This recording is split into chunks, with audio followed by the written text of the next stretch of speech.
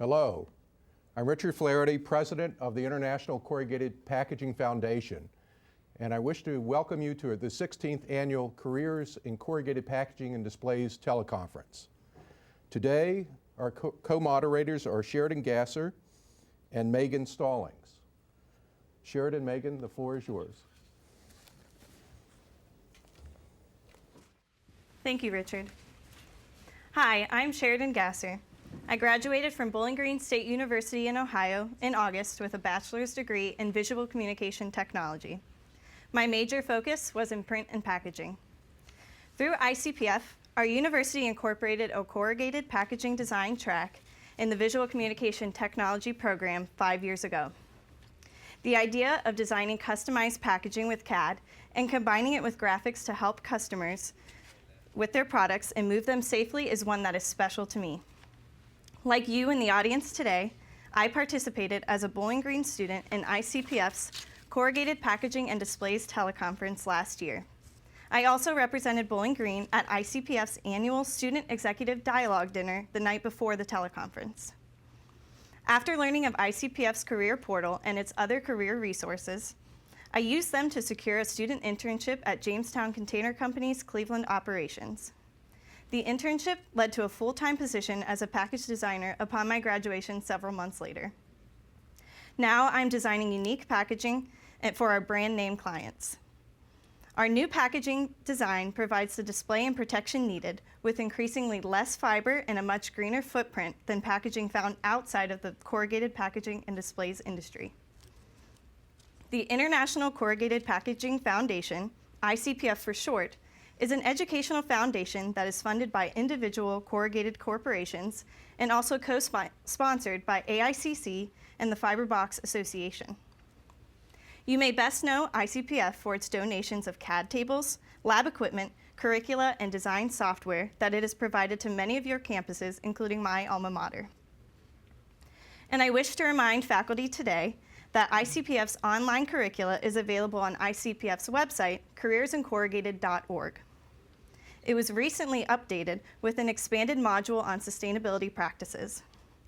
It also has brand new individual student as well as faculty codes for the answers to the question at the end of the chapters in the curricula. Sorry, guys.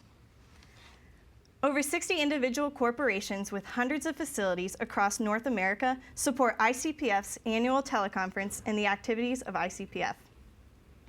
By increasing your knowledge of the industry, today's teleconference presentation will prepare you to be a better qualified candidate for the special career opportunities in the corrugated packaging and displays industry. It was really helpful to me and is one of the major reasons why I'm here today.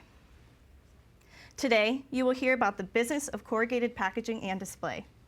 Our industry panelists will address such topics as the two general business structures that make up the core industry and how these two structures are blending, the markets that drive the business, the critical personnel and careers that are found in the industry, and some of the sustainable applications within the industry. With over 1,200 locations in the United States, virtually each of you, no matter which state you reside in, will live within easy commuting distance of potential corrugated packaging and display employers. Today, we hope to further introduce you to those of you who are in packaging, graphic design, marketing and sales, supply chain management, or other related studies to your respective career opportunities found in the corrugated packaging industry. ICPF's principal purpose for the production of this annual teleconference is to provide you with more insight to the corrugated packaging and display industry and encourage you to consider a career here. It is a $28 billion a year industry in the US alone, and it creates the most sustainable and environmentally sensible packaging on the planet. Most importantly, upon entering the industry after graduation, you will play a major role in developing even more sustainable packaging for a greener planet tomorrow. Megan? Thank you, Sheridan. Hello, everyone. It's special to be back on the Michigan State campus again this year. I also had the opportunity to fly into Michigan State for the teleconference last year as a representative of the Virginia Tech packaging program. My fellow Virginia Tech students interactively participated in last year's teleconference from our campus on Blacksburg campus in the Blue Ridge Mountains of Virginia. As a participant in last year's teleconference, and the ICPF Student Dialogue Dinner, I had the opportunity to learn more about the corrugated industry, which led me to an internship with Packaging Corporation of America this past summer. And in addition to flying me here today, Packaging Corporation of America has offered me another internship for this summer. Last summer's internship gave me a greater understanding of the packaging industry from the corrugated perspective, and I'm very excited about my future at Packaging Corporation of America. Now, we'd like to hear from our schools. I want to hear a big cheer when we recognize your campus. I'm pleased to welcome my alma mater, Bowling Green State University.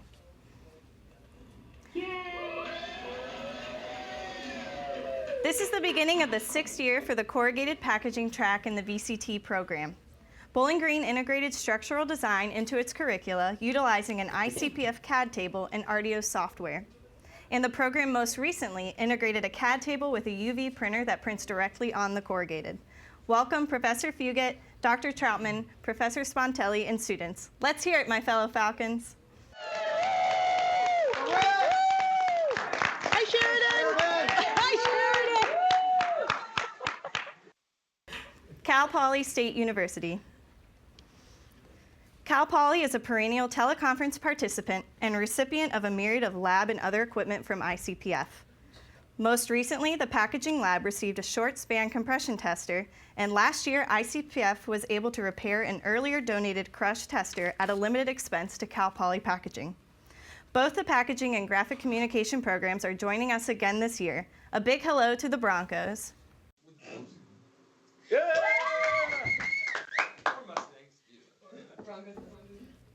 Clemson University. Clemson's packaging and graphics communication program are both with us today. The Clemson GC program is home to a $1 million Bobst corrugated press that was donated by ICPF in the 1990s. And most recently, ICPF donated a universal crush tester for their packaging lab last year. The two Clemson programs have been participating together with ICPF over the past 9 years. Over the years, many graduates from these programs have been hired through ICPF Network with ICPF partner firms. Welcome to Professor Moore, Professor Cox, and Professor O'Hara. Let's hear it, Tigers.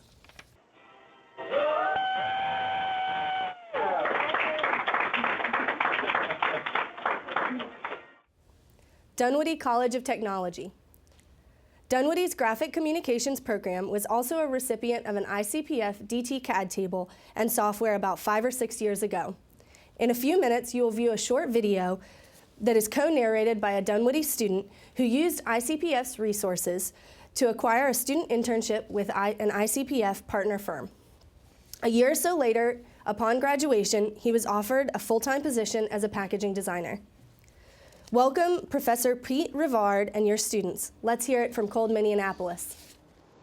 Yeah! Illinois State University.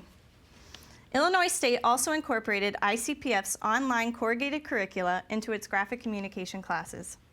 And 2 years or more ago, the program added a CAD table and software for structural design. Welcome to Professor Dan Wilson, Professor Adam Burke, and your graphic and structural design students. Let's hear it, Redbirds.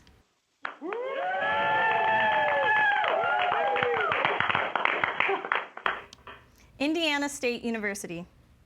With ICPF assistance, Indiana State incorporated structural design into its graphic communication classes a decade ago.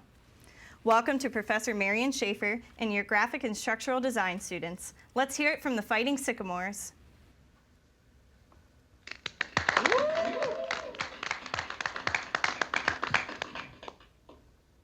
Michigan State University. Welcome, Professor Pascal and the Spartan Packaging students here in the PBS broadcast studios. Go Green! Go White! Woo! As you can see, Michigan State is one of the nation's largest packaging programs and has received equipment from ICPF throughout the years to expand its corrugated curricula. Just during the past 8 years, the school has received a digital burst tester, universal tester, internal bond tester, a large-scale printer, Amtech Imaginera software, and most recently this past year, a cob sizing tester. We also have 9 students in our audience today. 4 students are here representing Bowling Green's VCT program. 1 student is here visiting from Clemson's packaging program. 2 students from Illinois' graphics communication program, and 2 students are here with me from Virginia Tech's packaging systems program. Will you all please stand?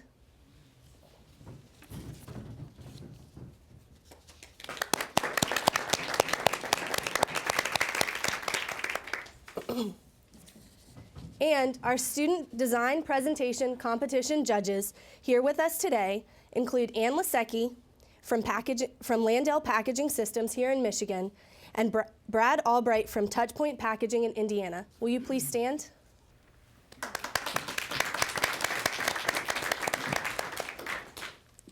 Continuing on with our school introductions, Millersville University. Welcome to Professor Mark Snyder and his students. Millersville has been an ICPF educational partner for 5 years, and in its first year of instruction, one of their teams qualified for the Best of the Best design competition presentation. This is after 1 year of use of an ICPF DT CAD table and Ardios software. 2 years ago, 2 student teams qualified for the Best of the Best competition, and 1 team won first prize. Another student design team has qualified for the ICPF Best of the Best competition today.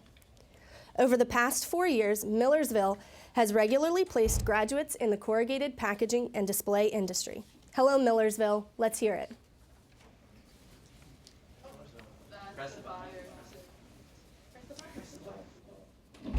Rochester Institute of Technology. RIT is now on a semester system, so it will be able to join us each year. Over the past 4 years, RIT students have been recruited through ICPF for internships and full-time positions in the corrugated packaging and displays industry throughout the Northeast. They also have plans to add art and design software to their design program this year. We are pleased to have Professor Tom Couch and his students here this year. Let's hear it, RIT.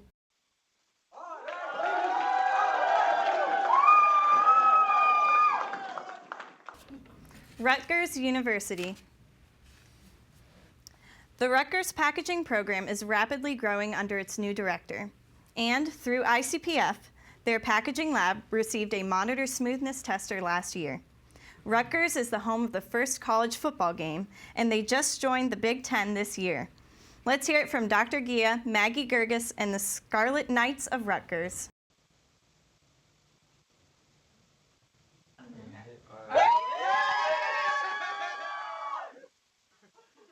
University of Florida. We are pleased to have Florida back this year. Florida has momentum, and over the past 4 years, numerous Florida graduates have landed successful careers in the corrugated packaging industry through ICPF. Clearly, you are making good use of your CAD table and software that ICPF provided 8 years ago. Because of class conflicts, we know that Florida students will be in and out of the teleconference, but we wish to welcome any students who are here with us right now. Welcome to Professor Bruce Welt and the University of Florida. Let's hear it, Gators. Woo!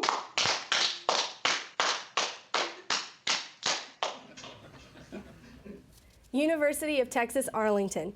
UTA is ICPF's most recent educational partner.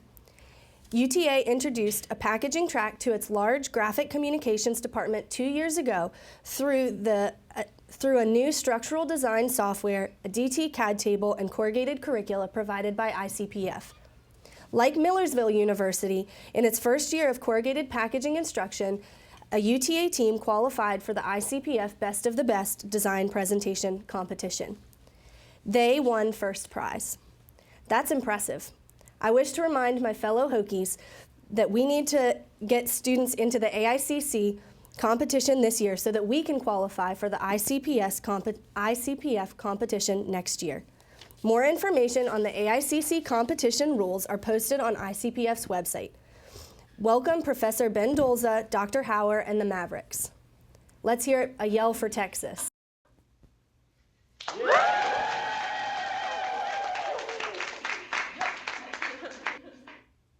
University of Wisconsin Stout. UW Stout Packaging is a regular participant in ICPF's Teleconference and one of the 4 oldest packaging programs in the country.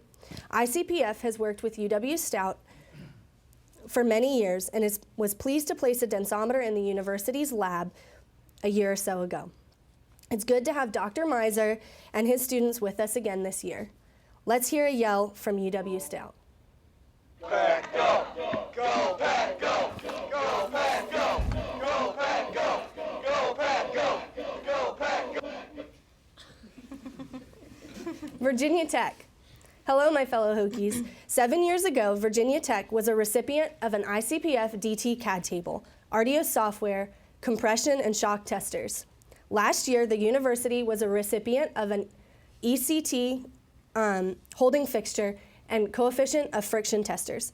Through ICPF, we at Virginia Tech also regularly use industry speakers to speak in our packaging classes.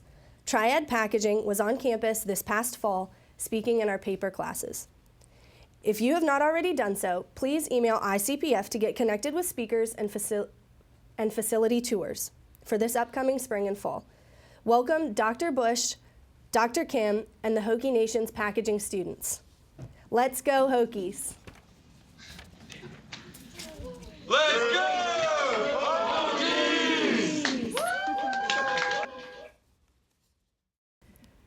Western Michigan University. Western Michigan has been a regular participant in the teleconference. After its hiatus last year, we are pleased to welcome Professor Lois Lemon and her printing technology students from Western Michigan back this year. Hello, Broncos from Western Michigan. Let's hear it, Broncos. Okay. Let's go Broncos! Let's go Broncos! Now that the college and university introductions are over, we wish to tell you more about how you can benefit from the ICPF's resources in pursuing internships and full-time positions. Tim, can you please roll the video?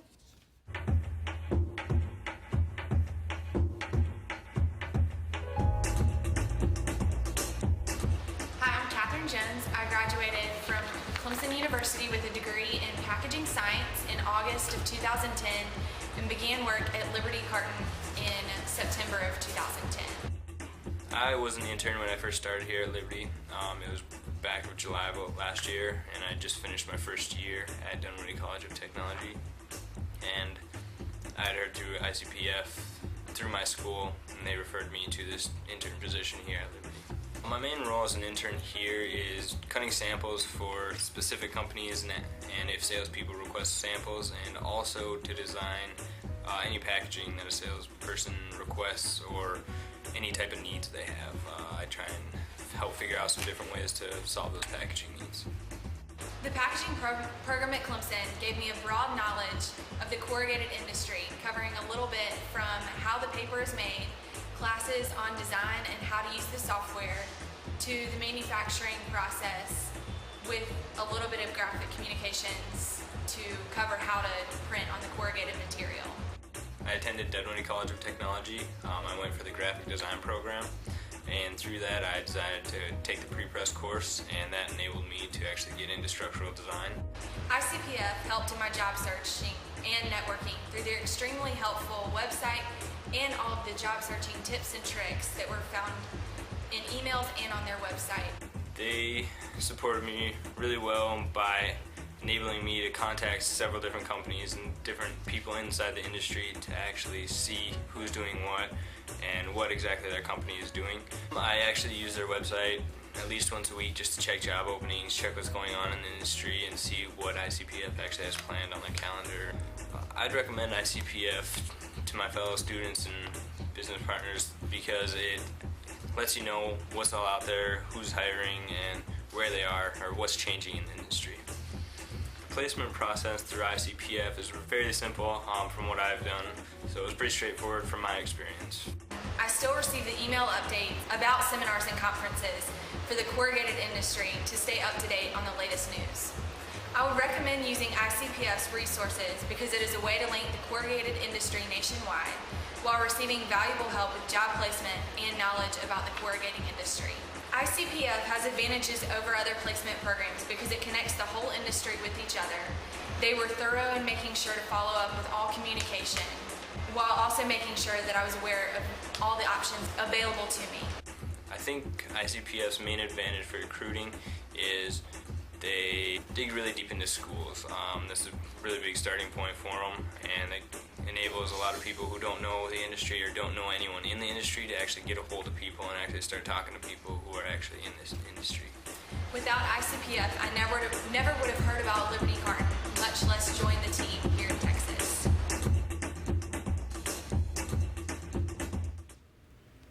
We will now go to our panel speakers. The PowerPoints utilized by the speakers will be available next week by emailing info@icpfbox.org. After the panel completes the presentation, we will then go to you, the college and university students out there, for your questions. I ask that during the panel session, faculty collaborate with your students to develop a question and a backup question in case your question is asked first. Please write these questions down. Students, be immediately ready with your one question, and when you ask it, indicate to us the person from the industry panel who you wish to answer your question. Both Megan and I, who have recently joined the corrugated industry, me as a package designer and Megan as a student intern, will also participate in answering your questions. Please be aware that after the panelists, we will go to Western Michigan for the first question, and then we will proceed alphabetically in reverse until we reach Bowling Green. If time allows, after Bowling Green, we'll start again with Western Michigan for a second question. Speakers, please remember that during the Q&A to keep your responses brief and to the point. The responses will need to be brief and concise to ensure we get to all the campuses. After your questions, we will conduct ICPF's 14th Best of the Best Student Design Presentation Competition. The first and second place winners in the 2014 AICC Student Corrugated Design Competition will compete for top cash prizes today. We will also tell you how to enter the 2015 AICC Student Design Competition, so stay tuned. Why has the corrugated industry thrived for more than 100 years, as others have simply slipped into oblivion? Corrugated is an agile, sustainable product. It does a whole lot more than simply ship and protect products. It offers tremendous creative capabilities in meeting customers' packaging and display needs while minimizing the impact on the environment. A graphic example of this is the hotly competitive retail market in which Corrugated excelled in grabbing customer attention and selling product. Coca-Cola actually told Wall Street Journal that consumers respond more to the package than they do to the brand. That's power. And that's Corrugated in today's marketplace. Whether you are a packaging, graphic communications, business, supply chain, or marketing and sales student, you should know that careers in the corrugated packaging and design industry are exciting, challenging, and rewarding. And it's only corrugated packaging that positively supports the environment. Our panelists will tell you more. First up is Tim Bergwall. Tim is the Division President of Paper and Packaging at Greif Incorporated that is headquartered in Columbus, Ohio. Greif has more than 250 locations in over 50 countries. Tim has worked for over 28 years in the corrugated packaging and global forest products industry. He has spent the last 12 years with Greif in a variety of roles, including sales and marketing, corporate strategy, and business unit management for both converting businesses and paper mill operations. Tim? Thank you, Sheridan. And thanks, Richard and ICPF. Appreciate you letting me speak to the group today. I wanted to start with just a quick words about who we are at Greif, and then I'll segue into some comments about the industry. But Greif is a very old company. We've been around since 1877, so about 10 years after the Civil War ended. So a very old company. We started in Cleveland, Ohio, making wooden barrels, and from there we transitioned into industrial shipping containers. So that makes us really about the fourth oldest public company in the U.S. that's still in existence. So it's a very old company, and right now we consider ourselves to be very diverse, not only in terms of the products that we make, but also where we're located. We're in over 52 countries around the world, servicing customers that are also multinational firms like us. So we're making things like steel fiber and plastic drums. We make large industrial bulk containers. We manufacture large polywoven shipping sacks. And then, of course, the group that I represent, which is the containerboard and corrugated side. And I'll tell you more about our division here in a minute. But we've got locations that really span from Michigan all the way down to North Carolina. And we've got literally a location in every state. So I'll talk more about that in a minute. So annual sales are about $4.5 billion. So it is a big company with a lot of locations. The division that I represent is just under $1 billion. So we're not as big, and we're domestic only. So we do export some paper, but primarily all of our shipments are domestic. Okay, so 3 things I want to do today. One is to talk a little bit about insights about the corrugated industry, go a little bit deeper and talk about positions and careers. And then lastly, finalize my comments with a few things about sustainability. Okay? So the first thing is, let's start with what does it mean to be an integrated producer? The term integrated really in any manufacturing business refers to this idea that if you have an end-use product, how do you go back in the value chain and also control the raw materials? And the theory behind that is pretty simple. It's to really lower your cost, increase your profits, and most importantly, enhance the quality of your product to the end user. So Greif is, this is actually a design of our value chain, but a lot of integrated companies look just like this. And that is, we start on the far left with raw material inputs, whether it's water, chemicals, fiber, or energy. We make that into paper. That paper ships into large operations we call sheet feeders, which combine that paper into a finished corrugated structure. And from there, those sheets ship into a multitude of converting operations, which is really where a lot of the design and graphic design occurs. But we are integrated all the way back to the fiber, so we actually have our own land. We pull trees off that land. We harvest those trees into wood chips, turn that into pulp. We also have recycling operations that collect old boxes from stores and other vendors and bale that material and ship it into our paper mills. And we also have our own power plants. So we'll actually generate our own electricity in a mini power plant, or we'll have a big biomass boiler where we'll burn waste, turn that into processed steam, and use it to make paper. So we're very integrated. We're not one of the larger players out there. But the comment I would make on this slide, as you look at this value chain, is that if you enter this business in corrugated, regardless of what capacity you enter it in, it's feasible to work anywhere in that value chain. I joined this business in '87, out of college, on the corrugated side. And after about 15 years, I actually went into the mill business. And now I'm back again kind of on the converting side. So think about ways to enter the industry and do a good job and add value for your coworkers and your customers. And you can really move anywhere in this value chain in some of these big companies. Just to give you an idea of who some of those players are, this chart is an easy way for me to demonstrate who some of the big integrated players are. And this is a capacity slide in containerboard. And you can see by far International Paper is the biggest, with about 30% share in terms of capacity. Second is Rock 10. They're out of Atlanta. Recently merged with Mead Corporation, so they're growing very quickly. Georgia Pacific is one of the exceptions. That's actually a private company now. Used to be a public company, and they were bought by Koch Industries, and now they're private. Followed by PCA, Packaging Corp of America, and they've got about 9%. And from there, it tends to fall off a little bit to these kind of single-digit players. So even though you've got companies like Greif and Jack will speak later on behalf of Liberty, we're kind of these 2% players, but we're still very big companies. So when you look at someone like IP, it just shows you how massive that is. It's a growing industry. The first corrugated box was manufactured in 1895, I believe. And we've had steady growth since then. And really, it replaced wood in a lot of places.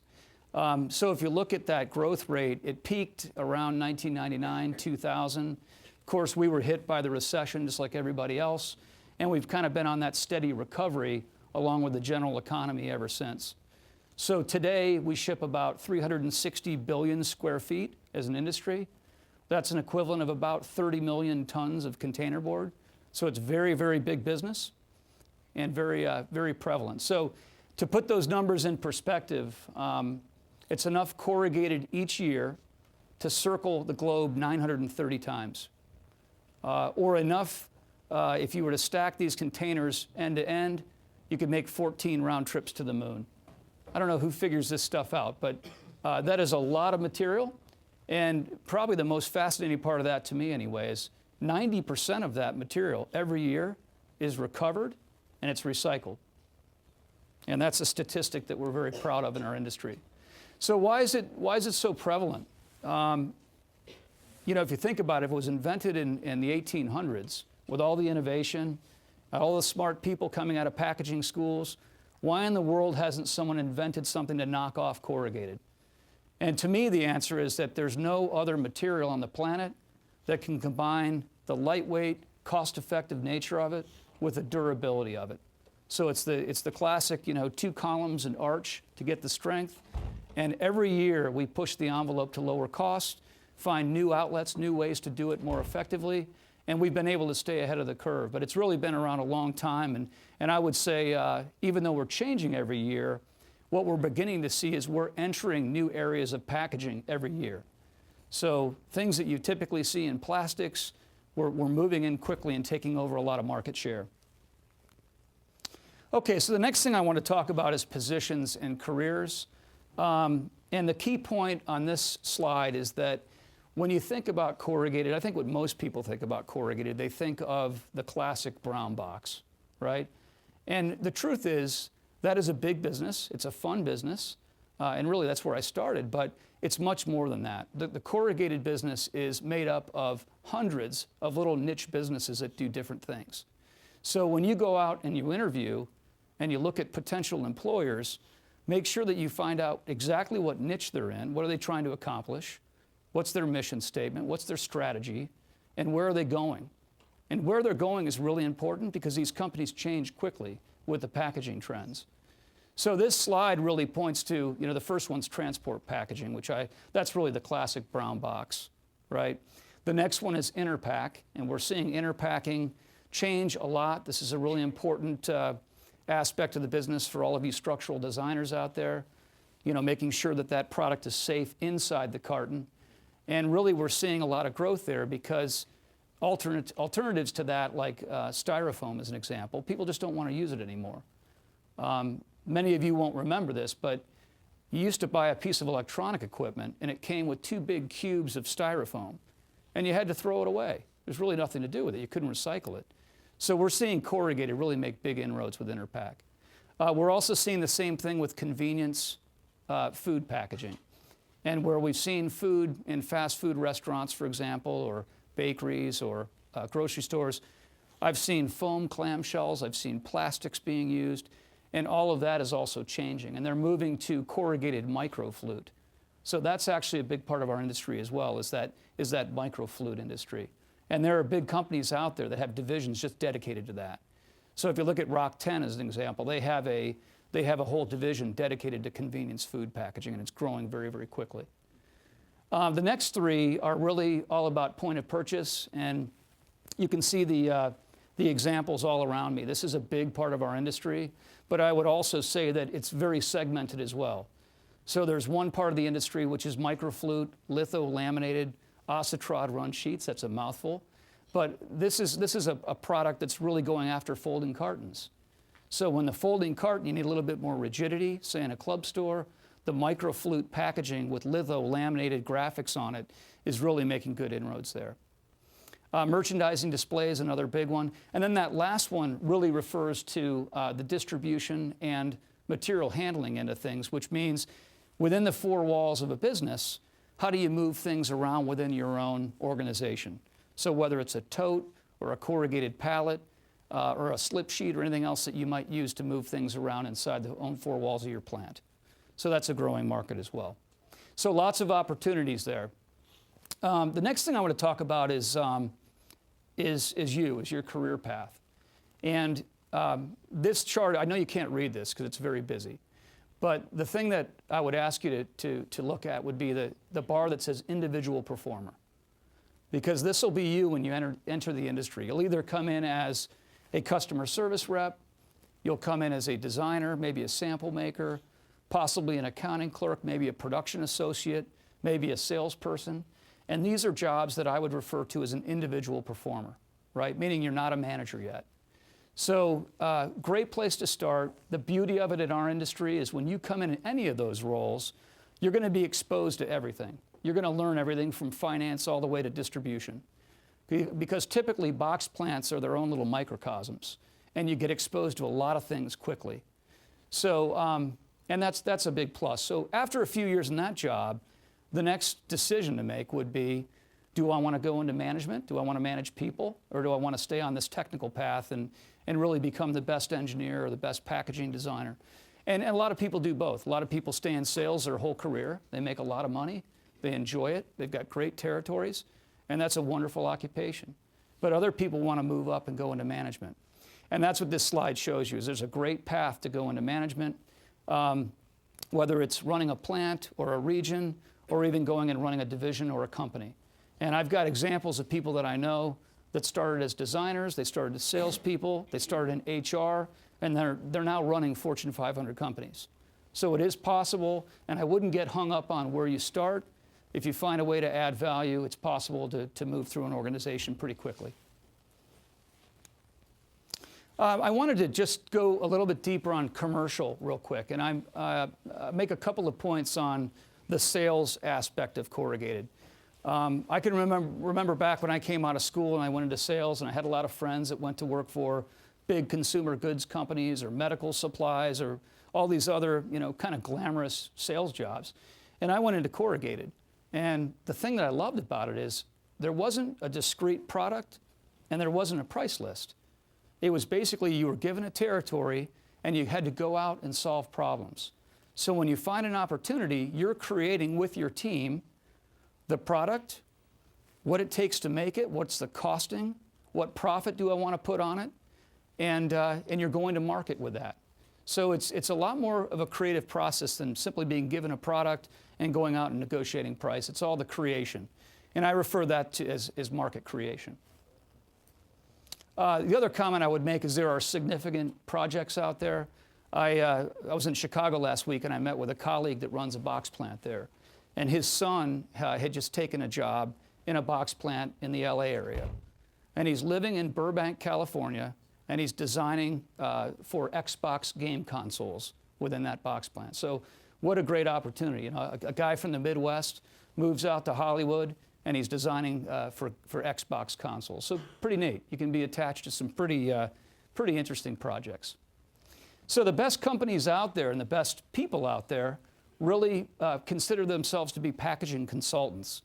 And when you're on the commercial end of the business, or you're a designer, or you're in structure, your job really is a consultant. You go out, you meet with clients, you figure out where the pain points are, you figure out where they have challenges, and your job and your team's job is to figure out a way to solve those problems. And I'm not going to read these things on this slide, but when you look through that, it just shows you the number of tools and the number of science, the amount of science that goes into these solutions. And customers just don't have these people on their payroll. So they look to us to do that. So it's very exciting from that perspective. Okay, so the last section is about sustainability. And sustainability has become a pretty big buzzword in business. Every CEO talks about it. Every annual report has a reference to it. We talk about it all the time in our lives. And really, for us, what it comes down to is this basic idea of population growth, right? The idea that today we've got about 7 billion people on the planet, and by 2050, there'll be 10 billion people on the planet. That's the projection. So from 7 to 10 billion people, right? So the question is, how do we make sure there's enough resources and raw materials on the planet to sustain that so 10 billion people can have a good life, right? And packaging has a big role in this. And I believe Corrugated does. So two things that always strike me as being pretty interesting. One is future wars will be fought over water, not oil. And if you think about that, it's pretty profound. But there'll be great shortages of water. So our company is working on a lot of solutions through packaging to get water to villages in different remote parts of the world.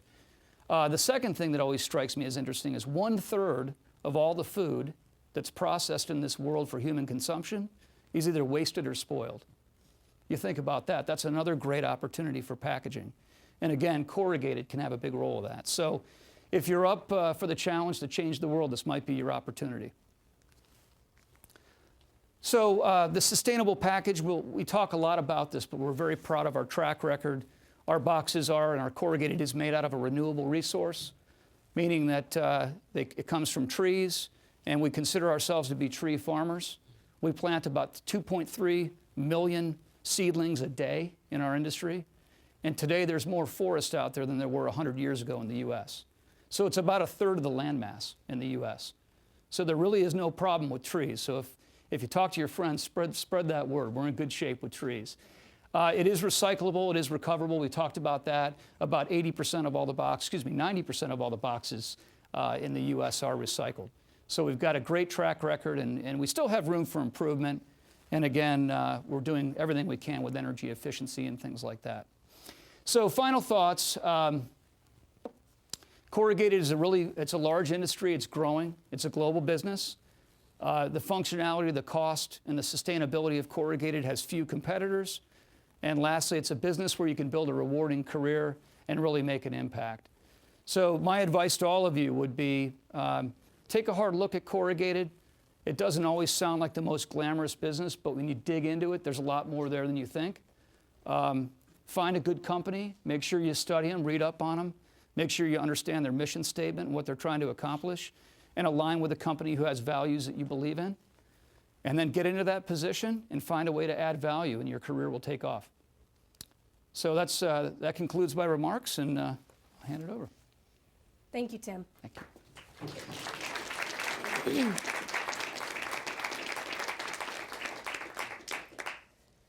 Our next speaker is Jack Fitterman. Jack is the Director of Strategic Accounts for Liberty Diversified International. LDI is headquartered in Minneapolis with operations in Minnesota, Texas, California, Mississippi, and Mexico. He is responsible for developing, implementing, and managing paper and packaging sales for the organization. Prior to assuming his current role, Jack served 3 years as General Manager of Liberty Carton Company, LDI's flagship organization. Before taking on the general manager role in 2011, Jack was the sales director for Liberty Carton's Minnesota team. Jack is the great-grandson of LDI's founder and began as an intern with the company in 1991, joining full-time in 1993. Jack?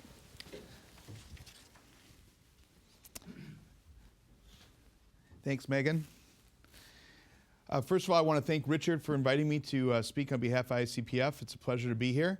But one of the things, when he mentioned the date, he said February 19th in East Lansing. I figured, well, I'm from Minneapolis. It's got to be a lot warmer in East Lansing than it is in Minneapolis. And I got to tell you, I woke up today and took a step outside, and even for this Minnesotan, that was some serious air to breathe in. I think it's like 17 or 18 below wind chill. So I know it's not only Lansing that's got to have this weather. So I give all of you credit across the country for being here today, and my vote is we move it to Cal Poly some year just to give it a shot. But I want to thank you all for being here. So the independent perspective is what I was asked to talk about. So let me talk a little bit about our company, Liberty Diversified International. We were founded in 1918, like Megan talked about, by my great-grandfather, Jack Fitterman, who I'm named after. And I know Tim said the first corrugated box was made in 1895. There wasn't a lot of corrugated being made until after World War I. So my great-grandfather was an immigrant and came over to avoid the war. And what he did was, back then it was mostly wooden crates. So he'd walk the streets of Minneapolis during the day and pick up old wooden crates, refurbish them, and sell them to the local manufacturers in the area. And then back then, after the war, then there was more corrugated, started to become more and more plentiful. So he would collect used cartons and sell them to the manufacturers, and that's really how we got into the business today. The picture of that horse there, my grandfather always jokes that our first employee was a half a horse. A half a horse, when that was the reason is because we shared the horse. The horse was named Dan, for those of you that are horse racing fans, Dan for Dan Patch. We used the horse in the morning to make deliveries, and another company used the horse in the afternoon to make deliveries. So that was our first employee, was a half of a horse. That's our first building, downtown Minneapolis, and that was 310 3rd Avenue North in Minneapolis, Minnesota, back in the early 1920s. And who are we today? Today, LDI employs more than 1,600 people globally and internationally. And we're in 4 different countries, doing around $600 million in sales. And still very proud to say we are independently a family-owned business. I'm the 4th generation. And our head of HR, VP of HR, Joy Lindsay, is here with me today, because really the most important thing that we believe that we can do to separate ourselves from our competition is figuring out how we get the best talent.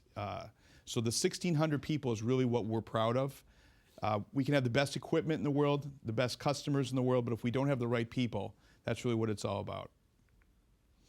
So our company, of the 600 million, a little over 350 million of it is what we call our paper and packaging business. Our paper and packaging business consists of our 2 box plants in Minneapolis, Minnesota, and a box plant in Fort Worth, Texas. And then just recently, we did an acquisition in California. So now we have a large sheet plant in San Diego, California, and 2 box plants in Mexico, as well, one in Tijuana and one in Mexicali, as well as what's called a sheet feeder in Los Angeles. And last but not least, what makes up our division of our paper and packaging is we have a paper mill in Becker, Minnesota, where we take old boxes and make them into rolls of paper, and then we take those rolls of paper and make them into boxes for our customers. So here's a map of what makes up our paper and packaging side of our business. You can see our plants and our sheet feeder in California, our 2 box plants in Minnesota and our paper mill, and then our facility in Texas as well as Mississippi. So when we talk about not only LDI but our industry, I think what Tim really explained well is what is one of our major differentiators, and that is sustainability. We are really proud of that, and I think our industry, as you are in the packaging school, our industry really has a great differentiator in the way that we are the most sustainable substrate out there. Because really, here is our story. We take what's called OCC. For those of you that don't know what OCC is old corrugated containers. It's old boxes. If you go to the grocery store or go behind a gas station, you see those bales of corrugated. We take old corrugated boxes and we buy that from as many people as we can. And then we take that old corrugated and we bring them to mills all over the country, and we make big rolls of paper from this material. Then we take those rolls of paper and we put them through a machine called a corrugator. And we make sheets of corrugated that we either make sheets with and sell them to sheet plants, which don't have a corrugator, or we make boxes out of those. Okay, so then what do we do with those boxes? We ship those boxes to our customers. And they use them for consumer use, for distribution, to get them from point A to point B, lots of different ways that we do. And then what does our customers do? Once they ship them to their customers, we turn around and we buy that old corrugated again. So when Tim talks about 90% of everything we make is reused, we think that's pretty special. And we think that's something that our industry does different than other industries out there. This is something that, again, my grandfather believes in, but I believe many of the good companies in our industry absolutely believe, and I talked about it earlier. If you take care of your customers and take care of your employees, everything else will take care of itself. So think about that as you're looking for jobs. Is the company you're going to work for, if you believe this, if this is important to you, does the company you're going to work for, do they believe this? If you take care of your customers and take care of your employees, everything else will take care of itself. So here's a picture of our industry. This is a few years old, but not the trend is the same, whether it was 2011 or 2015. There has been further consolidation in the industry, but the trend is really the same. What I'm trying to show here is, like Tim showed, the top 3 players in the industry really do control the majority of all the different consumption of boxes and displays and things that go into it. So who's left? 8% of the market is controlled by independents. Not 8% of the opportunities out there, though. Not 8% of the box factories out there. Not 8% of the jobs. but 8% of the actual boxes that are made or displays that are made are controlled by the independent sect of the business, the privately held companies like ourselves. So what is an independent? That's a big debate, and as the industry continues to change, it evolves over time. Every single day it changes. So a lot of people would view an independent as individual or family-owned business. So if it's a family-owned versus a publicly held company. Employee-owned. We had dinner, for those of you that were at the dinner last night, we had dinner with a company that is employee-owned. The owners are all the employees. Privately held versus publicly traded. A lot of people view that versus the privately held are the independent, the publicly traded are the integrated. A single location versus multiple locations. And then last but not least, a sheet plant versus a corrugated plant. So there's a lot of different ways that you can be looked at as either an independent company or an integrated company. So in my mind, why should you work in the corrugated industry? I think there's a lot of reasons. There's endless opportunities. As the economy continues to grow and as packaging continues to grow, look at the building that the school that we're sitting in right now. I was told that just a few years ago, this packaging school was 395 students. Today it's over 900. Packaging is continuing to grow in this country and will continue to grow because there's more and more opportunities. And I think the days of companies spending $1 million or $2 million on a 30-second commercial to get people to drive them to the stores are over. I think the days of people spending a lot of money on point-of-purchase displays and their packaging to get people to continue to buy when they walk in the store is absolutely going to grow incredibly. So I think the opportunities are incredible. You can sell on value instead of selling on price. I don't know about all of you, but I think all of you have a differentiator in what you want to do. Whether you're selling or design or customer service or an engineer, you want to differentiate yourself. You can have an immediate impact. And really, I believe that this is an opportunity to leverage your degree to its fullest. You've all spent a lot of time and a lot of hours in the classroom studying this degree. And I think this is a way to really, you can use it to the fullest by joining our industry instead of joining potentially our customers. Because really, our customers are after this talent just like our industry is after this talent. So an example of how we've done that through the years is a couple of ways. We've tried to use innovative approaches to meet customers' needs. The first one is a business that we never were in. It's a business that's not in our packaging business today called Safeco Products. We were making corrugated toy chests underneath kids' beds for a company in Minnesota called Tonka Toys. And at the time, they said, we need something stronger. And then we ended up coming up with file boxes. And you can see these file boxes that we make. We used to be one of the largest, if not the largest manufacturer of bank file boxes in the country. Today, it still is a large product for our industry. We are not a huge player. But what this did was it allowed us to get into the catalog business. And today, that catalog business is now in office furniture. So chairs, desks, tables, things like that. But we never would have been in that if we didn't get into the catalog business through this opportunity. Second opportunity that really got us into different businesses was we were supplying all the totes for the U.S. government. U.S. Mail. My grandfather was supplying all the totes either in corrugated or solid fiber. And the government came back and says, it's not strong enough. It gets wet. When it gets wet, it gets heavy. And for mail, everything's about weight, right? So we need something stronger that's going to last longer. So that's how we got into Mississippi, into the corrugated plastic business. So from a need, you could see what came was the United States Postal Tote. That's still a very large product of ours, and we are still the largest manufacturer of corrugated plastic today in the country, but really it's taken us into other businesses of how we can use corrugated plastic into the roofing business. We're a large producer of corrugated plastic underneath roof shingles for ourselves as well as our partner Owens Corning. So that's just a couple ways of really how we've taken corrugated and developed products for customers. All of you have seen core values. I think we all talk about we want to be core values, but really, how do we live those every day? So at LDI and in our industry, I'm hoping that you all will pick a company that has great core values. So for LDI, our core values are caring, innovation, trust, and excellence. Well, that sounds great, but how are we living that every day? So let me just show you a couple examples of how we live our core values every single day. So caring, we treat all people with respect and support. So we used to give away every single year like a book or a box of popcorn at the holidays or something like that. And we stopped that and we said, how can we use our core values to show that we care and our employees and our customers care about the community?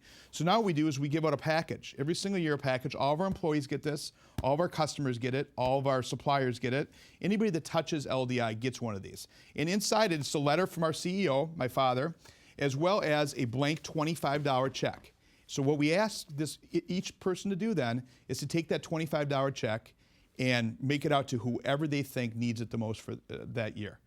And we're hoping that potentially that individual then will put something else in there as well. So this hopefully shows that we do care about the community and we want our employees and our customers and all of our shareholders to care about the community. Innovation, like Tim talked about earlier, we engage our members' minds and hearts to create new and superior solutions. What does that mean? It means that we're not just making brown boxes. We can't just make brown boxes if we are going to continue to differentiate ourselves. This is a product that a company called unofficialcardboard.com came to our California operation and said, we're making a product that's going to create virtual reality where you can put your iPhone inside here and you download an app so then you can watch a movie and it looks exactly like you were in the movie. So for those of you that haven't heard about this, when you go back, look up unofficialcardboard.com, and this is a way that we can take our product and not just make it part of the package, but also develop a product around Corrugated. And then trust and excellence is obviously something that's very important to us. My point is, I think it's important that we don't just have core values, that we live them and we have examples of how we're living them every single day. So our industry's capabilities, this is Liberty's capabilities, but our industry's capabilities, like Tim was talking about, let me just show you some examples of what we're talking about and what the wide array of opportunities there are in our industry. Industrial. So we all know brown boxes. It's not just brown boxes, though. I went through the packaging school this morning and saw the vibration tester, the drop tester, the Mullen tester, the ECT tester. It's the inside of the guts. We are protecting a product to get from point A to point B. That's really the industrial sector, and it takes a lot of structural design and support, as all of you know, to be able to do that well. Our retail business, a lot of retail, a lot of impulse buys, a lot of people that are coming to the store, they don't know what they're going to buy. So whatever sticks out the best is what they're going to buy. Very important part of our industry's success and Liberty's success. Point of purchase. Point of purchase is everything from floor displays to shelf-ready packaging to so many different things that our industry is very, very proud of. And then last but not least, for sure, protective packaging is very, very important as well.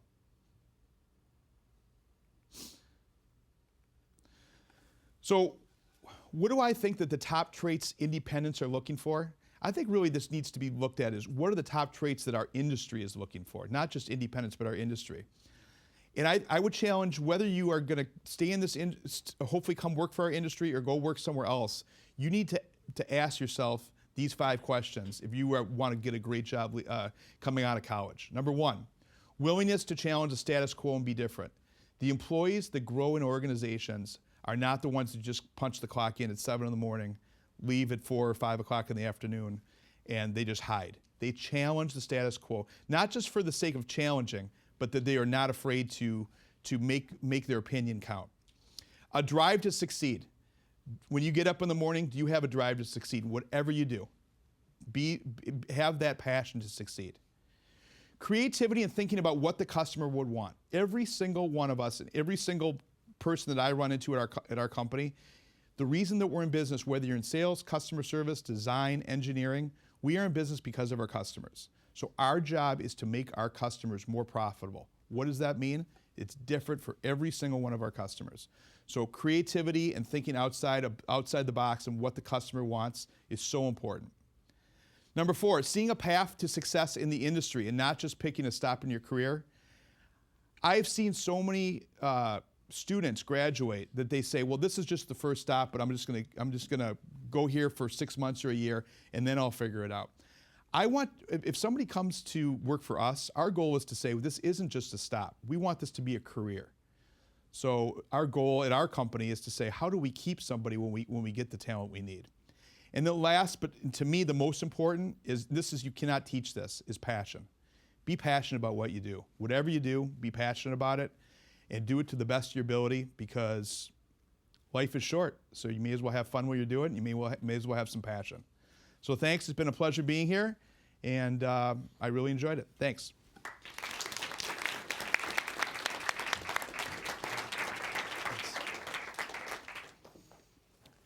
Thank you, Jack. I think both Jack and Tim make a very, very good point about the industry. If you come into the corrugated packaging and displays industry, what you're doing is working with a company, or whether it's independent or integrated, that represents a number of different customers. So we're very unique in that aspect. If you go to work for a single company, you are working in the single packaging department of that entity, and you're working with one type of packaging. When you go into our industry, you're working with multiple corporations, be it Coca-Cola or Estee Lauder or Xbox, and you're creating packaging, different packaging weekly. So it's a very, very special opportunity to have some diversity. Now we'll hear questions from the students out there. Remember, only one question per campus, and if you'll write down a second question just in case the campus before you asks that same question, so you're not fumbling to find a new question, that'll be helpful to us. We'll proceed alphabetically, starting with Western Michigan University. Western, are you out there? Yes, we are. Go Broncos. Hello, my name is Todd Marriott, and my question is for Tim. And my question is, what are some of the new processes or technologies that are being created to improve the corrugated packaging industry today? Great question, Todd, and I could spend about a day on this, but I would say that starting with raw materials, that's where a lot of investment goes in. Finding ways to make our paper stronger with less fiber, less water, less energy. From there, we go into the converting ops, where we spend more time trying to figure out how to produce things faster with less energy. And really, innovation drives our business, and you'll find that we all invest a lot of money every year retooling our plants, and we'll pick the suppliers that bring the most innovation to the table. But it's really a big part of our industry. It drives it. So great question. Thank you, Western. Virginia Tech, do you have a question? Yes. Yeah, we do. My name is Matt Schiller, and our questions, I guess it would be for everyone. And it really is, given that all of us here will be part of the packaging industry soon, which segments of the industry are becoming more prominent, and therefore we should know then before graduation? Which one of you would like to take that question? I can take a shot at it. It all depends on what your specialty is and what you want to do with your career. I think there's room for everyone depending on what that specialty is. So I know that's probably not the answer you're necessarily looking for. I will say that I do see the POP side and the graphic side of the business growing at a rapid pace. I see it overlapping with some of the other substrates like folding carton, as well as some of the ad agencies. It's almost some of these independent businesses. One of them is here today from Indiana, that they're almost acting on behalf of their customer as an agency. And I think that the creativity, whether it's graphic design, structural design, that type of thing, I really see that area growing a lot. And I also do see digital printing eventually within the next 5 to 10 years catching up with our flexo printing. Flexo printing is still probably 95% of everything we do in our industry. The only thing that's holding digital back right now is speed. Once digital catches up on speed, I think you're going to start seeing a lot more digital printing in our industry. Thank you, Jack. Thank you, Virginia Tech. Please remember to give us the name of one individual to answer the question when you ask the question. And also, both Sheridan and Megan are here to answer questions as well, so feel free to ask them as well. University of Wisconsin Stout, are you there? It's a question for Mr. Bergwell. And if somebody is trying to look to create the most opportunities for them in this industry as a whole, would he suggest focusing on business curriculum, CAD and design curriculum, or graphics curriculum? It's a great question, and it can be debated, but I think that really any channel you come into, if you find a way to add value for the customer and for your coworkers and for your company, you can go anywhere you want with that. I think there's an advantage early on to coming out of packaging school and having a technical capability that you bring to the table. But from there, you've got to take advantage of that by learning as much as you can about the extended business. So I don't think there is one clear path to get where you're going. What I would tell you is just capitalize on what you've learned at school, and eventually what you'll do is you'll find yourself migrating towards the things that you enjoy. Thank you, Tim. University of Texas, Arlington. Hello. Hi, my name is Stephanie. I'm a business student, major. And also I wanted to ask a question for Megan.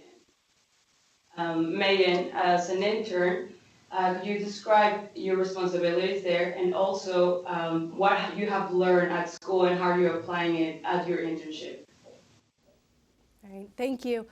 So this summer, just to refresh your memory, I worked with Packaging Corporation of America at their Roanoke location. I had the opportunity to work across the company. So I worked in the plant. I got to watch the die cutter being run. I got to watch the printing presses. I also worked in customer service, learning the ins and outs of how you relate to your customer and get them what they want, because they want it tomorrow when they're asking for it tonight, kind of a thing. And I worked in accounting. So my daily tasks varied across what department I was in. And I think the biggest thing that I took away from my internship with Packaging Corporation of America was how much it revolves around people.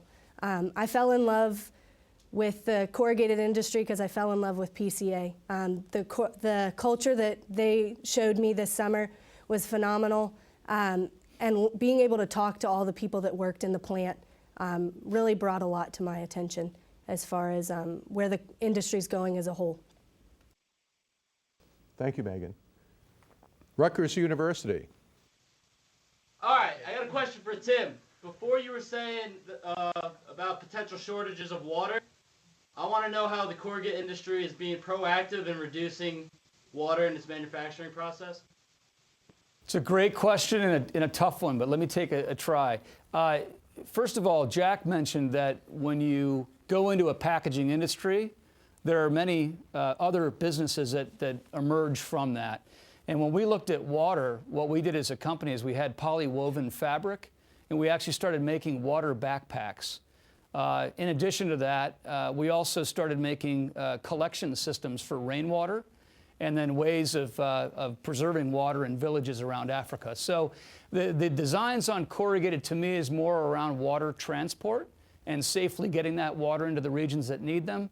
But what Greif has done as a company is we've invented these water backpacks that enable women and children to leave their village, go walk to a water source, which sometimes can be a day walk just to get water, and get back to their village safely without having to balance a container on their head and walk through a difficult trail. So packaging overall is going to be a big application for water.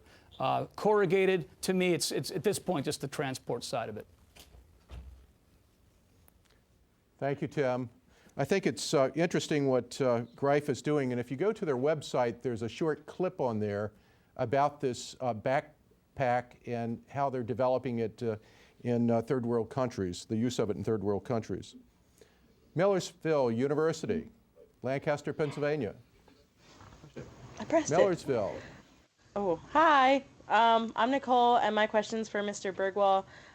In addition to internships, what opportunities would you recommend students take advantage of to prepare for a career in corrugated packaging, and what skill sets would you look for when hiring a recent grad? Well, naturally, I'm going to say that to leverage the ICPF, I think that would be a great place to start, Nicole.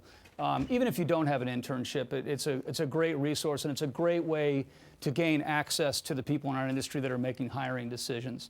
Other things that you can do, You know, we talked about this earlier with one of the questions. I think a broad business background is helpful.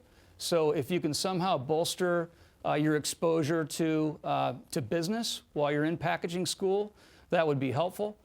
So whether that's something as simple as reading the Wall Street Journal every day, or maybe even enrolling in a class that's outside of your major never hurts. But I think that the main thing would be just try to use your contacts within the industry. And again, I think this is a great channel to do that. So thanks for your question. Thank you, Tim. And I want to remind everyone that if you're looking for internships or positions upon graduation, you can go to www.careersincorrugated, and we have a career portal there. And you can actually post your resume where HR representatives can search. They'll see it throughout the year. Do that early.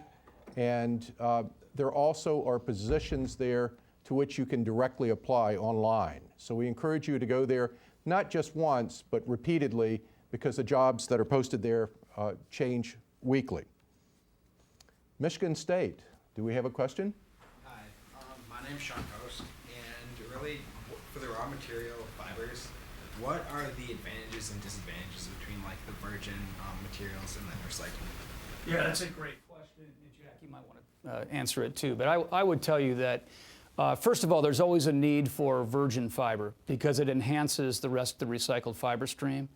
If we look at a pure virgin container in identical weight to recycled, the virgin paper will have higher performance, no question about it. However, there's a lot of new technology in paper mills now that are putting sizing into the paper. They're putting chemicals into the paper to make it more rigid and to create a better bond that you get typically with virgin fibers. So I would say, you know, the thinking is changing a bit. It used to be that our customers viewed a 100% recycled container as an inferior product to the virgin, but that thinking is changing because the mill capabilities have changed pretty dramatically. But it all starts with this basic idea that you can never be 100% recycled and not use any virgin, because eventually you'll run out of fiber.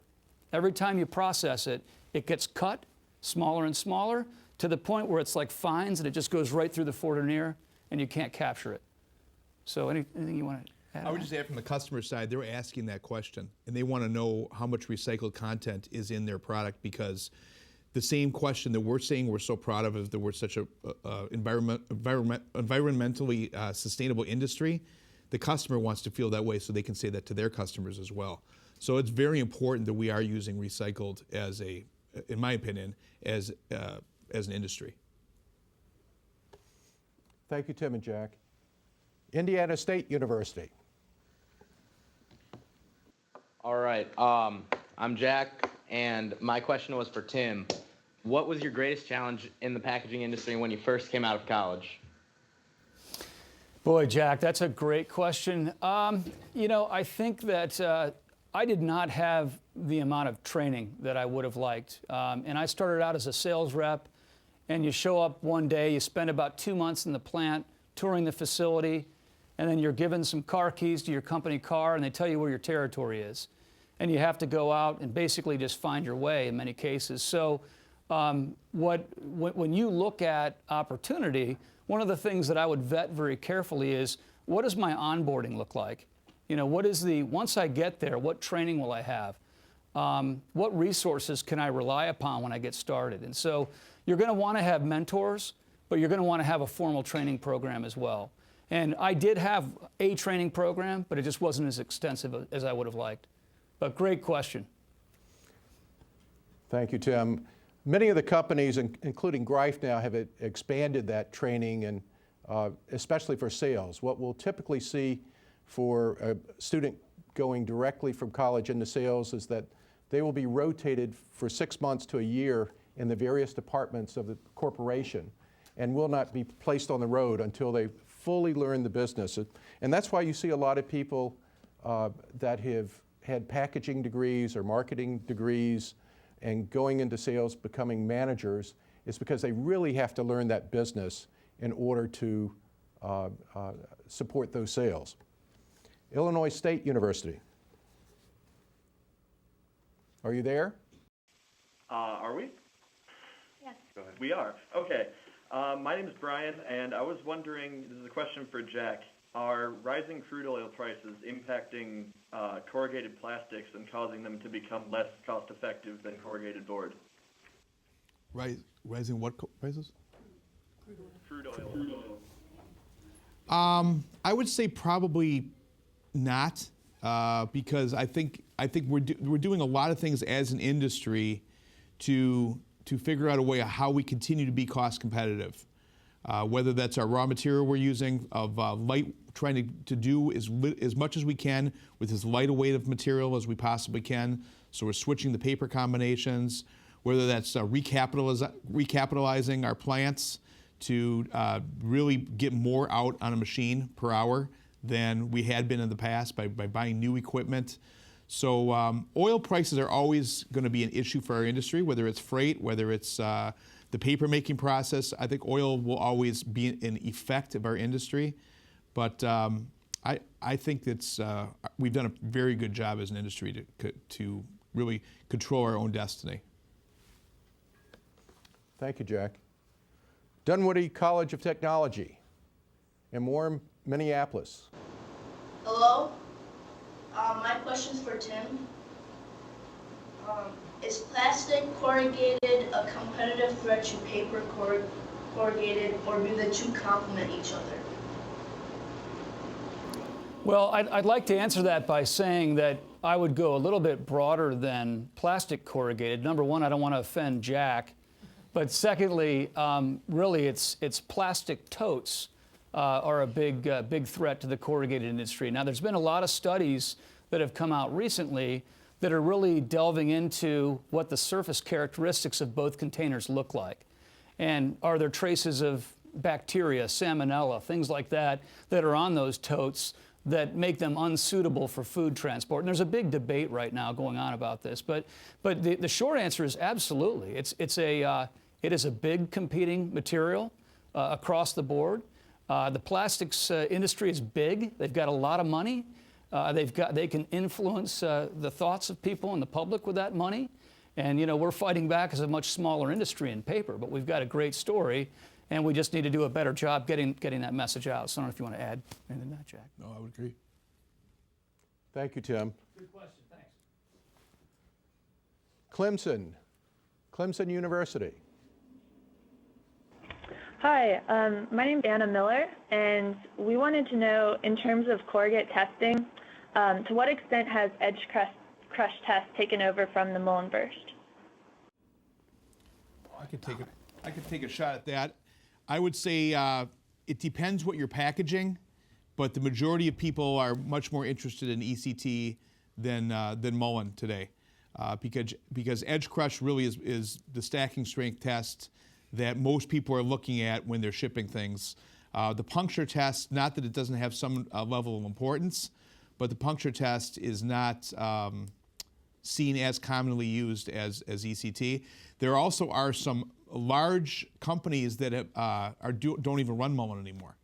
They're just running ECT. So I would say it's definitely migrating more towards edge crush performance. Now, there are still some customers out there that require Mullen. But I would say it's definitely heading more towards ECT. Yeah, I mean, the only thing I would add to that is that when we talk about sustainability and lightweighting, really edge crush test is the most important parameter of that, so that we have our customers dialed into the right specification, right, which is stacking strength based on the performance of the carton, not based on the weight, which is more what Mullen measures, right, is the weight of the basis weights. So I would say if we're going to be giving our customers good advice, we're telling them ECT. Thank you, Jack and Tim. Cal Poly State, are you there? Yeah. Yes, we're all here. All right, so my name is Patrick Salibi.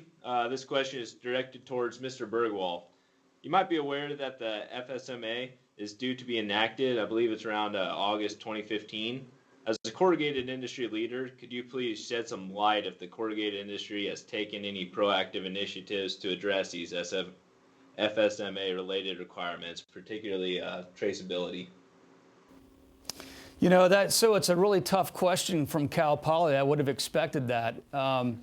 But quite frankly, I'm not familiar with what you're talking about with those regulations at all. So we will have to do some research and come back to you on that one. Unless, Jack, you have an answer to that, or Richard? We certainly could get the information for that and get it to you later. That technical information maybe be too short notice here today, but we'll get that to you this week. Bowling Green State University. Are you there? My name is John Clevenger, and hello, can you hear me? Hello? I thought I was here. Hello? Hello, my name is John Clevenger, and I have a question for Mr. Fitterman. What areas within your company, such as design, structural, customer service, sales, etc., would you say is the hardest area to find high-quality employees? And could you provide some examples of practices your company employs to retain and create this talent? I think it's probably sales and design. And structural design is going to be a huge need for our industry. And it's going to be something that our industry is really going to have to pay close attention to how do we recruit structural design into our industry. From a sales standpoint, I think many times we make a mistake saying that anybody can sell. And I think what we have to do is we have to do the right training. We have to absolutely do the right training, not just industry training, but also sales training, so that people understand what they're selling. Because in our business, in all businesses, people still want to do business with people they like. So if you're a likable person, you can do very well in sales, but you still have to know the product as well. Just being likable anymore is not good enough to sell our product, because like Tim talked about in his presentation, we're not selling out of a catalog. Every single job that we sell is a custom job. So salespeople and design, in my opinion, are the hardest two to fill. Thank you, Jack. I know that we were cycling students in and out of Florida because of classes, but Lisa, could you see if Florida's there and if they have a question?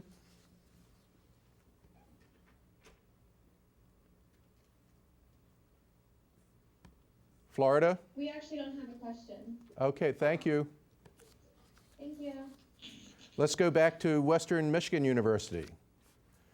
Western, do you have a question? Yes, we do. Yes, my name is Bradley Green. This is a question for Mr. Fitterman. So WMU is a research-intensive university. What are some opportunities for research in the industry? I would say for our company and independents in general, it's research on new products and new markets to get into. Every single business that we've gotten into that's been successful has been an offtake of our box plant. So we are constantly looking for innovative individuals coming to us with new ideas, new innovation, research on where the markets are taking us. For instance, we're working on a corrugated pallet right now that is rackable. So doing the market research to understand where's the markets that would like this, and understanding all the different technology. I'd say research and development is going to be a huge area in companies' growth, because just to grow for growth's sake is not going to be very good for the well-being of the industry. But growing to create value for our customers is what we need. Thank you, Jack. I want to thank everyone for their questions. And now, Sheridan.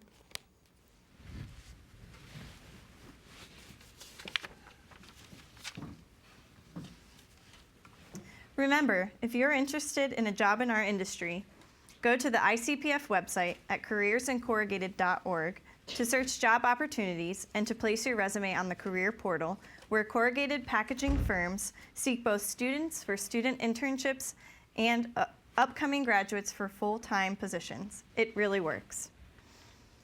And now it's time for our student design presentation competition with cash prizes. It's a battle among 3 student teams from Cal Poly, Dunwoody College of Technology in Minneapolis, and Millersville University in Lancaster, Pennsylvania. This is ICPF's 14th annual Best of the Best Student Design Presentation Competition among last year's first and second place winners in the AICC's Design to an Opportunity. We asked these students to show, tell, and sell their entry as they would to a prospective customer. Each team is limited to 5 minutes.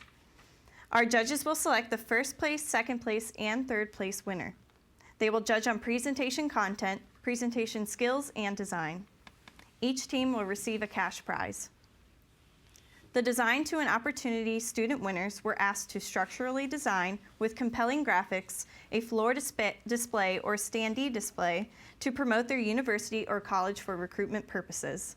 They additionally had to create a mailer and shipper to promote their university or college to potential enrollees, as well as a welcome kit for new students that could hold giveaway items that students would receive on their first day on campus. Let's go straight to the Cal Poly team of Emily Mallett, Andrew Morey, and Patrick Salibi. This student team will now show, tell, and sell us on their design, Slow Skyline. Cal Poly, are you ready? We are. Hi everyone, on behalf of the Cal Poly Mustangs, we'd like to thank you for this opportunity to present to you today. I'm Emily, a fourth year Consumer Packaging Solutions student. Patrick, fourth year Industrial Technology student. And Andrew, a fifth year Industrial Tech student. So again, thank you for letting us be here today. We're excited to show the display, the mailer, and the welcome kit to you. When we started on this competition, we were thinking of a theme, something that could pull all three pieces together. And we ended with the Slow Skyline. And the reason we did that is really due to our motto, which is to learn by doing. And the Skyline displayed not just what that Cal Poly is just the school, but it's part of the community. It's part of, and the learn by doing is about getting out of the classroom, getting into labs, using different equipment, and partnering with small businesses in the community as well, learning to do life well and learn as you go through life, not just in the classroom. So we're excited to show these pieces to you today. So one of the first things we want to go over with you is just the process on how we went about designing and mocking up our prototypes. So we designed all these in ESCO ArtioSCAD. That's the 2D software we have for coming up with packaging renditions, and then we were able to input these into ESCO Kongsberg table. That allows us to rapidly prototype these designs and actually come up with a physical mock-up. From there, we went into graphic design, so we used Adobe Illustrator for that. And one of the tools that we really liked using was ESCO plugins. We kind of use this as a hybrid to mesh our ArtioSCAD designs with our Adobe Illustrator and just come up with 3D digital displays for that. And that's just really the beautiful thing about Cal Poly is not just thinking up these ideas, but really being able to construct them and bring them to life. So let's get started with our first design. This is the welcome kit. This is made out of I-125 E-flute corrugated board. And as you see on the front, you have our mountainous Slow Skyline with the Cal Poly name above it. And we put a PET sheet over the front to act as a window pane, kind of symbolizing looking into your home and all your new Cal Poly life ahead of you. And what this is, it's just to hold promotional items provided by the universities to students. So items such as a folder, Cal Poly pencils, USB drives, water bottle possibly, and actually a t-shirt. You can either have your Cal Poly t-shirts here, or this is actually our Cal Poly club shirt. It has a nice package on the front, just symbolizing that we're very into packaging here. Indeed. So to carry that forward, this is the mailer. It's made out of one piece of 16 mil solid bleach sulfate paperboard, and once it's cut out, glued together, it's ready to be filled with promotional material for new students. It uses the Skyline to make unique sized pouches. Anything from a tri-fold flyer to full 8.5 by 11 pieces of paper can be added inside. And then it folds together like this with the Cal Poly logo on the front, the Mustang in the middle, and the Welcome to Mustang Nation on the front. And then finally we have our display, which creates quite a presence in a room. It stands at 57 inches tall and has our Cal Poly logo crowned across our mountains, and then it has this awesome 3D aspect to it. And then it's also not only green in color, but green in functionality. So you can go up to it, go to any type of Cal Poly brochure, look them up, email them to you to kind of go with the green trend here, so you're not carrying around just a brochure at these college fairs. But we do also have in the back room for promotional items like sunglasses, pencils, and anything like that. And then the base is what we are here at Cal Poly, learn by doing. We go out in the community, we do our senior projects with business partners, we go out, we climb the P, and we study the plants there as well. We get out of our element, we go do, and that is what we are here at Cal Poly, learn by doing. Thank you. Thank you. Thank you, Cal Poly team. Do you think that this is good for their resumes? You bet it is. That's why all of you out there should enroll in the AICC 2015 Student Design Competition. If you win there, you qualify to compete in this ICPF broadcast. Entries are due June 19th. You can go to the ICPF or AICC websites to learn more about the competition rules. Each of the schools and students here today should consider competing. Now let's go to Dunwoody College of Technology team, consisting of Stephanie Burdorf, Charlotte LaCour, Dan Mueller, Noah Rabenowitz, and Jenna Weiler. This team in Minneapolis, Minnesota will explain why we should buy their design, Recruiting Standee. Dunwoody, are you ready? We're ready. Thank you all so much for joining us here today. We, of course, would like to start by saying how much we appreciate ICPF for hosting the competition again this year and for giving us the opportunity to compete against such great schools. So welcome to Dunwoody College. This is Noah. My name is Charlotte, Jenna, Dan, Finn, and Steph. And we're here today to tell you why we feel that we've developed the strongest and most effective new student acquisition system for our school. Not only do we start with really thorough research by doing surveys of the student body and conducting in-depth interviews with our recruitment and marketing staff, but some of our work has actually already been put to use in the field in career fairs, and from what we've heard from recruiting, people are really interested to come up, interact with what we've made, and that's really what we are going for, so that's great. Now, to achieve this success, we created a cohesive set of innovative and engaging pieces by joining together really powerful graphics with user-friendly, intuitive, and durable design. And it's really Corrugated that allowed us to do all of this. So we'd like to tell you a little bit more about that. Starting out with the graphics, we actually used Dunwoody's branding guidelines so that we could use it in the real world and throughout the school. It was also our 100th year centennial. So we wanted to use that seal in our thing so it's very cohesive. And we wanted to use contemporary yet modern and historical images that we could make it cohesive together and make it modern yet nostalgic. So for the structural design portion, we knew it was important to start concepting ideas and finding a balance between user engagement as well as the balance between material cost. So to do that, we asked ourselves the question, how do we create something that is potentially interesting as well as engaging, but yet stick to a strict conservative budget? And we did this by creating efficient blanks that nested easily, reducing our use of adhesives, and foregoing plastics altogether. This allowed us to focus primarily on our designs and not the secondary and possibly tertiary materials that we could be using.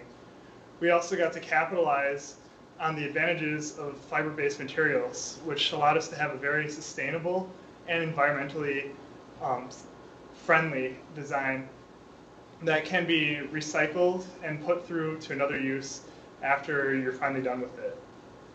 So for our initial one, we have the standee, which the base is made out of 32 ECT B flute corrugated. The top three tiers are made out of 32 ECT E flute corrugated. The top is consisted of contemporary and modern images. The middle panels are the programs that we have at Dunwoody, and the base is the majors that we have at Dunwoody. We consisted to be able to be rotated, as well as we have certain restrictions at certain career fairs that you need to be 15 inches or taller, so these also come apart so you're able to showcase one of those at a time. And here I have the mailer, which is actually my favorite piece because it had a couple challenges that were really unique to that. Not just the shipping requirements, but also how do you get someone to treat it like it's actually important and not some more junk mail that you're getting.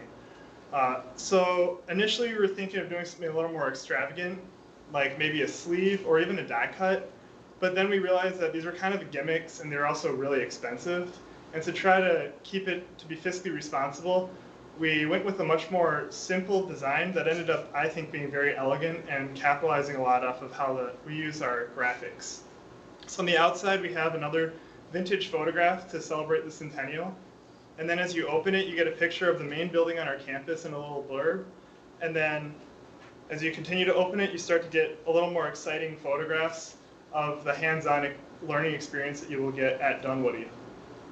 The mail that you'd be receiving would be set up as like folders with the tabs, and it would help guide you through the enrollment process with any documents you need, open house dates, and the like. And so that allowed us to make it a usable folder after you're done using it just from a piece of mail. And so you could keep that and use that on your journey to enroll into Dunwoody.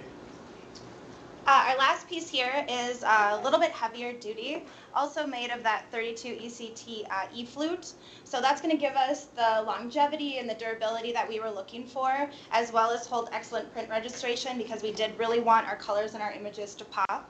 So you open this up, it's going to have a planner on the inside, nice recessed area that will securely hold a pen, a pencil, a flash drive, and then a drawer that pulls out as well with a small bag and a t-shirt inside.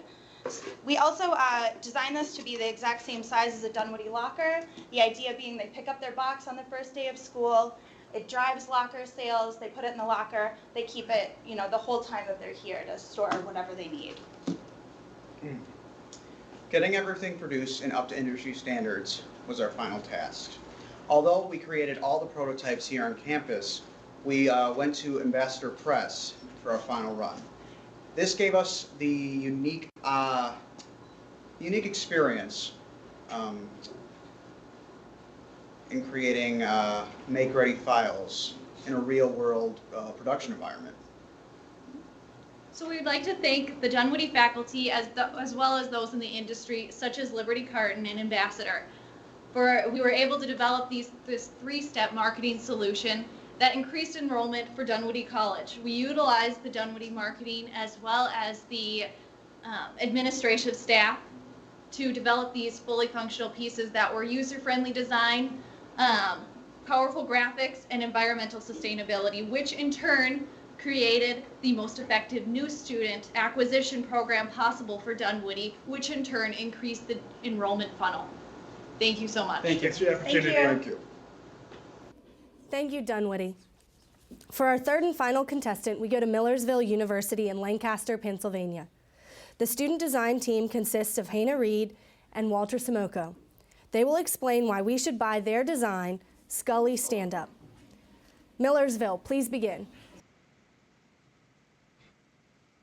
Hello. Hi, welcome to Millersville. I'm Walter Simcoe. And I'm Hania Red. And this is Scully the standee.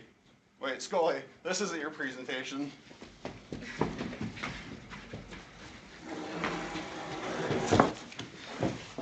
Alright, this is Scully, our standee. So, during this time last year when we were doing this competition, we needed an idea to get people involved in the community, and Scully approached us and wanted to know if we can immortalize them. So, this is what we did with them.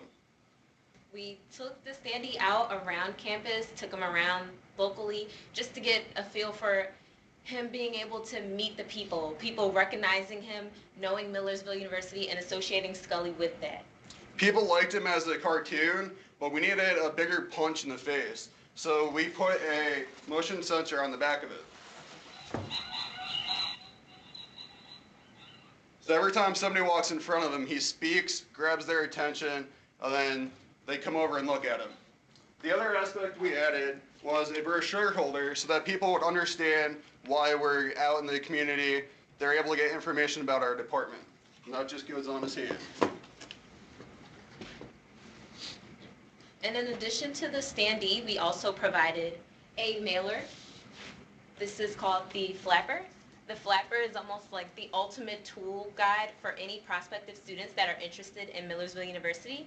It opens just like this. It provides a brief description of every degree program offered within the Department of Applied Engineering, Safety, and Technology. And it also flips like this. It has a map of the school.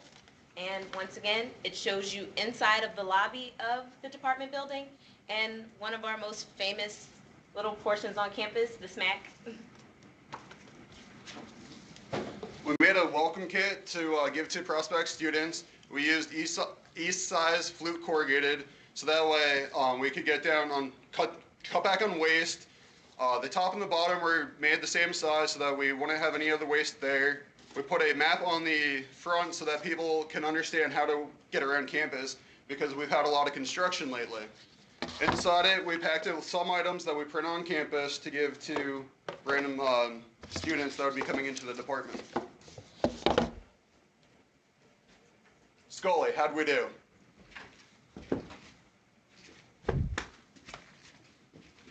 Thank you for your time and have a good day. Thank you, Millersville. These were great presentations from everyone. In my opinion, there's an opening in the corrugated packaging and display industry for all of you. Please remember to visit ICPF's website, careersincorrugated.org, to view available jobs that are regularly posted on the ICPF's career portal. You should also post your resume there so that it can be viewed by corrugated companies. Also, contact ICPF by email if you are interested in student internships and joining ICPF's LinkedIn Corrugated Career Network. An internship is a great way to get your foot in the door for a full-time position in the corrugated industry upon graduation. Now, before we identify the winners, I want to remind design students to enter the 2015 AICC Student Design Competition. The three categories are Design to an Opportunity Part 1, Structural Design, Design to an Opportunity Part 2, Graphic Design, and a third category, Corrugated as Art. However, ICPF does not include the category Corrugated as Art in the Best of the Best runoff competition. This year, AICC's Design to an Opportunity is a real-world challenge to create a tailgate party snack kit that could be sent to your university or college alumni to promote your school for homecoming weekend. The structural design is to withstand the rigors of courier delivery, and it should create a wow factor when received by the recipient. From a cost point of view, one of the objectives is to design the smallest package that ensures there is no breakage or degradation to the design during shipment by the courier. The specific size and style of the package are to be determined by the student team, but the final package should weigh about 10 pounds, and the calculated dimensional weight of the package cannot exceed the dimensional weight rate calculation parameters used by national courier companies. Your faculty received the full competition guidelines in an email from ICPF and possibly from AICC as well. However, full competition materials are available through the link to AICC on ICPF's website, careersincorrugated.org. Again, the deadline for the design entries is June 19th, 2015. You should know that the top student winners who are competing today won all expenses paid trips to the AICC National Convention in Long Beach, California this past October, where they were assembled on stage for international recognition.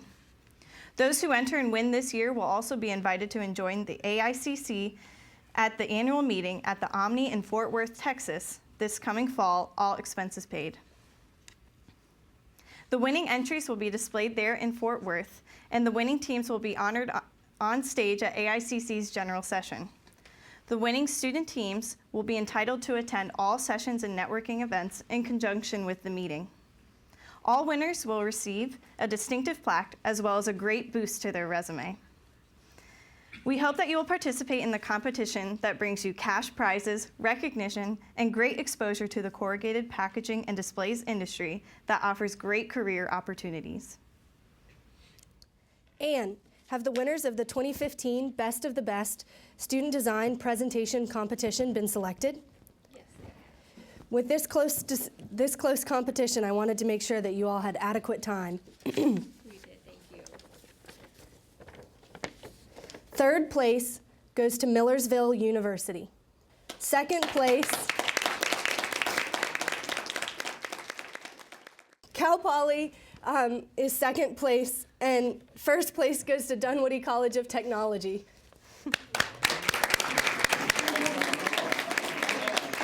Congratulations to all of our winners. It looks like our time is up. Thank you for tuning in today. We hope you'll participate in ICPF's teleconference again next year. Goodbye, everyone, and remember to visit ICPF's website, careersincorrugated.org.